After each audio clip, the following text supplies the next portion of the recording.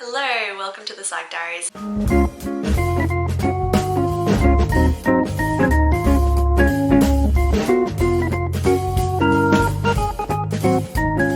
So this video is going to be a pretty big chunky Q&A, so I've popped all the timestamps below if you want to just jump forward. I've tried to answer as many questions as possible. I posted this in the community tab a couple of weeks back, and thank you guys so much for answering. I'm going to keep on posting all of my Q&A alerts here, so if you guys want to get in on that, feel free to click subscribe. So I've realized that quite a few of the questions actually fit into videos that I've done before, and so just to save you guys some time, I did a video here on psychologist salaries and one here, and all the different ways to become a psychologist and pathways, etc. That talks about like uni degrees, how long you need to study, how to get into masters, honours, all of that jazz. For those who are interested in burnout and compassion fatigue, I also have a video showing my personal experience here, and also my personal self-care routine, which is probably the number one way that I use to counteract against getting into this burnout state. So that's here. I'm really hoping that these videos are actually popping up. And for those who are more interested in just seeing what a psychologist does, I have day in the life videos, but also psychology vlog videos where I just kind of take you along on a week in my life. Finally, if you want to see what an actual session looks like, I have like a role play video where I pretend to be a psychologist. Alrighty, so now that I've gotten that out of the way, let's hop into the new questions. Okay, so first question is by Alex D. Hi, your videos have been so helpful as I'm about to finish my master's in clinical psychology. Congrats! It's so nice to have a glimpse into the life of a practicing psychologist. However, I'm quite anxious about financial stability. I hope to have stable finances as I grow older. Any advice? Yes, me too. If I could kind of summarize what I've learned so far is that psychology is a very stable job if you've become a psychologist, but it's not necessarily a really like high-paying job. And so you're definitely going to have stable finances because there's always a need for more psychologists. Right now at my child clinic, we have a wait list of about 5 kind of months. I really do feel like there's always a demand for good psychologists who are well trained. However, in terms of big jumps like in corporate, I have friends who, you know, every year they get a big promotion and their pay jumps massively. Psychologists, I don't really see that as much. And that kind of goes on to a question by Akshar Gupta, who was asking about like when you graduate and graduate salaries versus when you have longer experience. Salary actually doesn't increase that much even after you work for 10, 20 years. And that's just my personal experience. And that's because my rate as a psychologist is only like $20, $30 lower than a fully endorsed clinical psychologist. And then once you get there, you don't really increase your rates too much after each year you practice. Basically, it means that my graduate salary is fairly similar to the salary I'm going to have in like 5 years' time. Slight things will change. For instance, I'll probably get a higher percentage cut at my practice, but it's probably not going to vary that much. And so I would say that actually once you graduate, you have a pretty good salary, but then you don't travel too much higher than that. If there's anyone looking for kind of like a big jump in salary, I'd say that getting into private practice and starting your own business, hiring other psychologists to join your practice, that's probably the area of expansion if we're looking at finances. But yes, basically, I would say it's a fairly financially stable role, especially in Australia, just because there is such a high demand right now, especially during COVID. Next question's from Noor. So your content's incredible and really different. Absolutely love your videos. Thank you so much. I wanted to ask you, how do you manage to stay so positive while practicing such a technical and somewhat mind-draining profession? And Isabel also had a very similar question about burnout. I have to say, like when I'm filming YouTube videos, I definitely pick days where I'm feeling more energetic, feeling more positive. Like today I woke up in a great mood and I went to exercise and stuff. So that's kind of the face that you're seeing. There are lots of times, especially at days after clinic, where I get home and I'm just a blob. Like I don't really have much energy.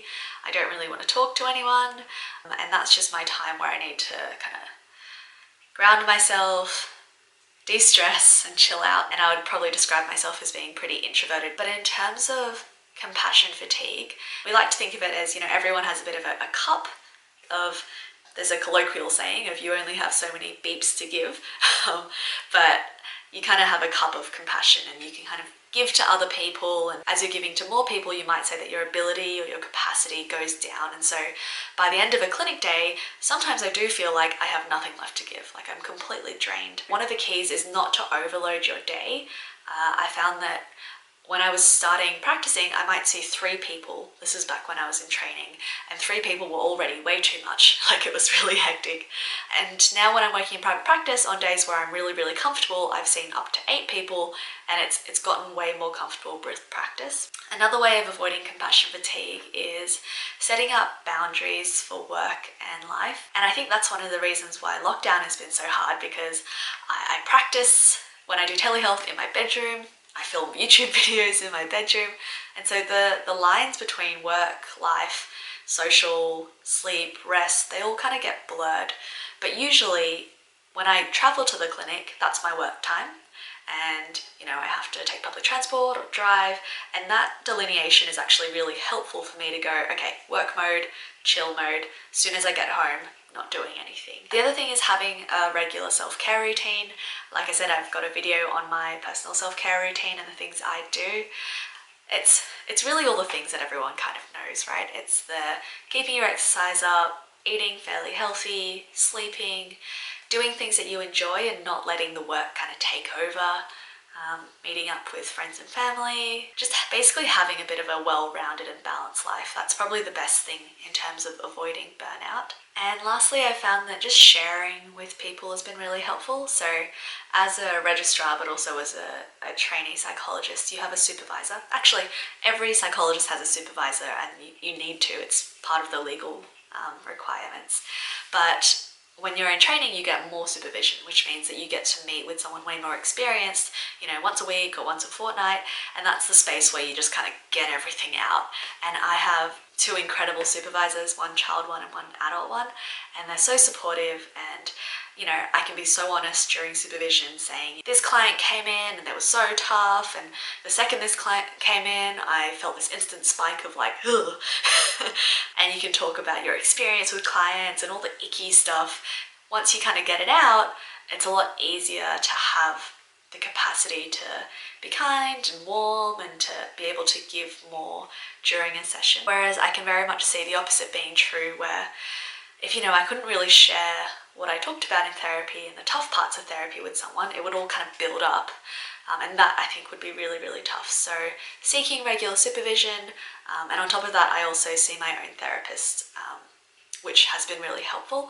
I don't see her as often nowadays, but previously we talked a lot about my values as a psychologist, the type of psychologist I wanted to be. We talked about cultivating self-compassion, just to not have such perfectionistic kind of qualities, which definitely will lead to burnout really, really quickly, because therapy is definitely not one of those like perfect, the harder you work, the better it gets type of tasks. You really need to titrate that balance between rest and training, but also, being there for your clients, but having time to yourself. So yeah, that has been a whole journey trying to figure out. That was a bit of a long answer. So from Shonlasit Channam, sorry if I mispronounced that. Hi, I'm a psych student from Thailand. I wanted to ask you a question. Have you ever had a case that you couldn't help? If you have, how do you deal with yourself? Thank you for making helpful and motivational videos. Oh, great question. Have I ever had a case I couldn't help? Yes, and all psychologists do. Psychology and therapy is a two-way street. Oftentimes people come to psychologists with issues such as, I don't want to feel the way that I feel, or, I just want to get rid of this, I just want a couple of strategies, kind of a bit of a quick fix. Like, if you just teach me meditation, or if you just teach me this cognitive thing, like, I'll suddenly be able to be happy. And unfortunately that's, that'd be lovely if that existed, but it doesn't exist. And therapy isn't about quick strategies and band-aids to make you feel better. In fact, there are some therapies which say we're not trying to really make you feel better, we're just trying to change our relationship to our emotions so that we can be able to weather them when they come up in the normal course of life, because pain is really normal. Sometimes people disengage because they actually don't want what you say you can offer them, and I guess that's okay as well, because maybe it's not quite the right time. First one I can think of is a young man I saw who, I think I saw them for 10 sessions, and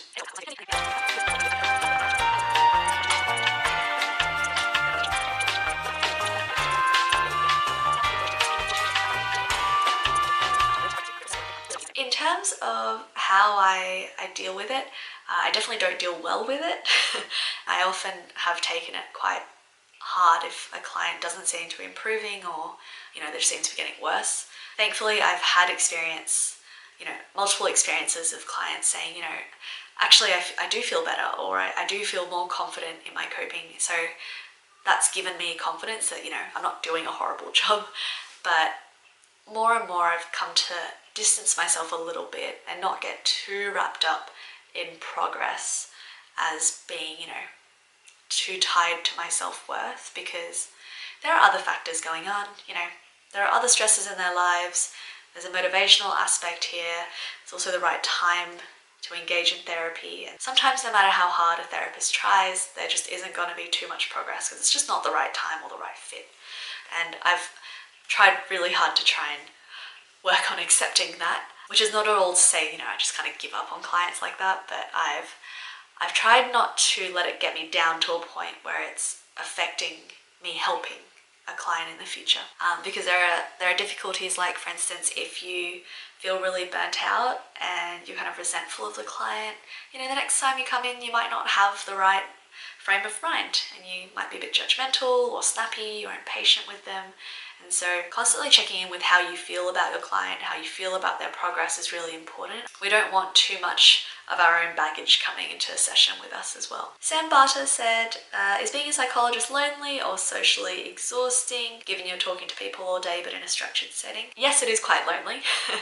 In private practice, there's only 1 or 2 psychologists in the office at any one point with admin, and so for most of the day you're just talking to clients, and then at lunchtime I do get the chance to hang out with admin, or if there are other professionals in the building, and that's probably the most social part. If you're looking to work in a whole team where you get to constantly talk to other colleagues, I'd highly recommend working in public health instead. I loved it. I loved having 10 psychologists that you could turn to and chat to, and you get to know different people and go out after work, and I really adored working in public health. And I think the way to get around that is actually just to make friends with people you normally wouldn't. The other psychologists, who theoretically are a whole different age bracket above me, but they're wonderful to get to know, and it's the same kind of life stuff that you talk about, and they're psychologists, so the ones in my practice are actually really lovely and funny, and yeah, they've become my new friends.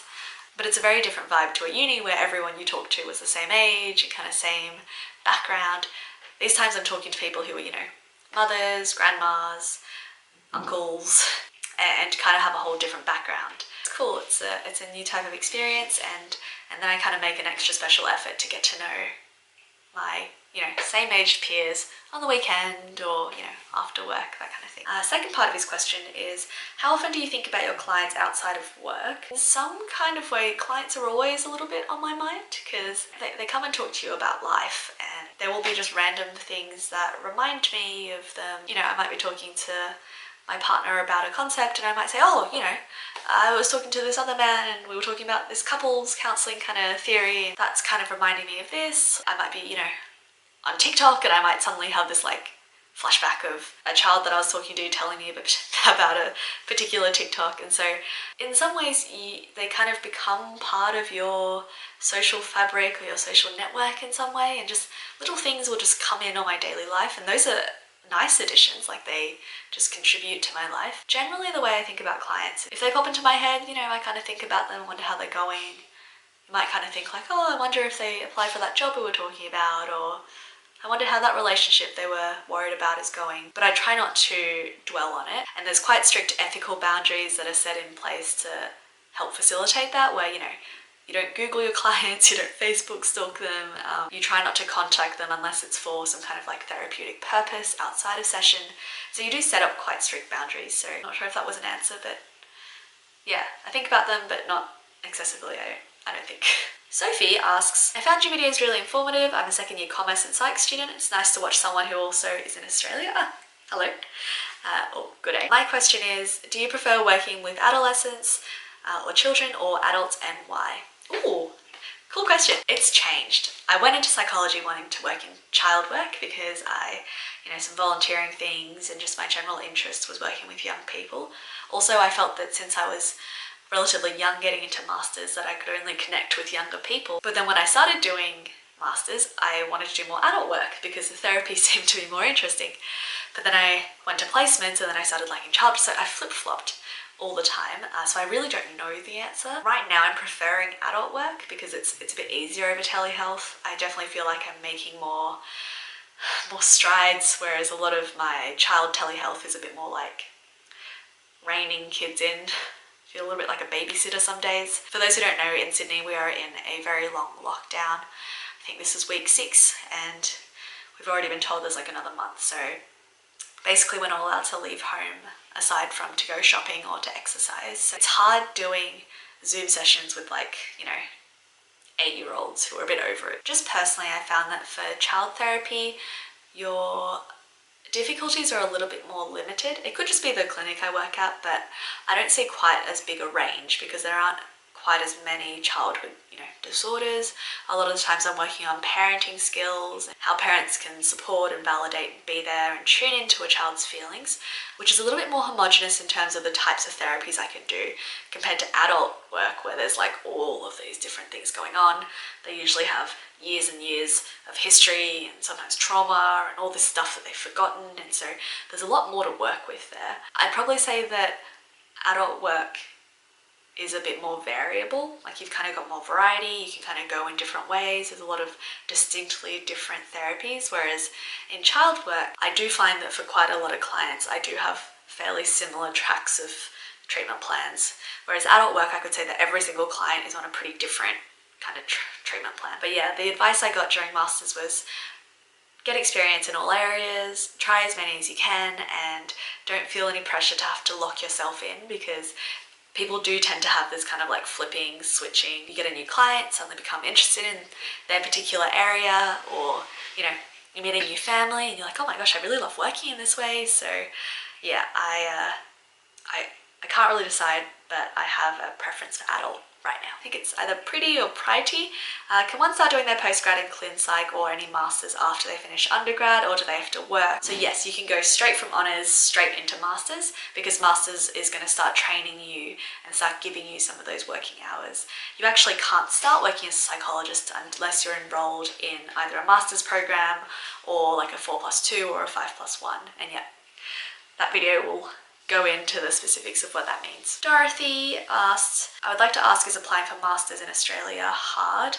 Yes, it is very, very competitive. For instance, the unis that I applied to, UNSW and USyd, they each had between 10 to 20 spaces for the entire year, and that's because you get a lot of one-on-one supervision.